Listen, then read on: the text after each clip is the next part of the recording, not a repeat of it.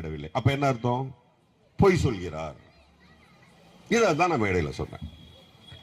வாரிசு அரசியல் அப்படின்னாரு. உடனே நான் என்ன சொன்னேன்? நீங்கள் வாரிசு இல்லையா என்று கேட்டேன். உங்களுடைய தாத்தால ஆரம்பிச்சு உங்களுடைய மகன் வரையில் அவர் இயக்குநராக வந்திருக்கிறார். அப்ப அது வாரிசு இல்லையா என்று கேட்டேன். நான் இன்னொரு விளக்கம் கூட கொடுக்கிறேன் உங்களுக்கு. டாக்டர் கலைஞர் அவர்கள் எழுதாத வசனங்களா? சினிமாவை புரட்டி போட்ட வசனங்களை எழுதியவர் டாக்டர் கலைஞர் அவர்கள். அவருடைய புதல்வர், தற்போதைய முதல்வர் நம்முடைய தளபதி அவர்கள் கிட்டத்தட்ட 3-4 படங்கள் கதாநாயகனாக நடித்தார். 2 சீரியல்கள் நடித்தார். பல நாடகங்கள் நடித்தார். மக்களுக்கு தேவையான எத்தனையோ நாடகங்களை தெரு தெருவாக நடித்தார். வாரிசாகத்தான் செய்தார். அதற்கு பிறகு நம்முடைய சின்னவர் அவர்கள் வந்தார்கள். ரெட் ஜெயண்ட் என்ற நிறுவனத்தை துவங்கினார்கள். அதன் மூலமாக படங்களை எடுத்தார்கள். முதல் படமாக நீங்கள் யாரை வாரிசு என்று சொன்னீர்களோ அதை விஜய் அவர்களே கதாநாயகனாக நடித்தார்கள்.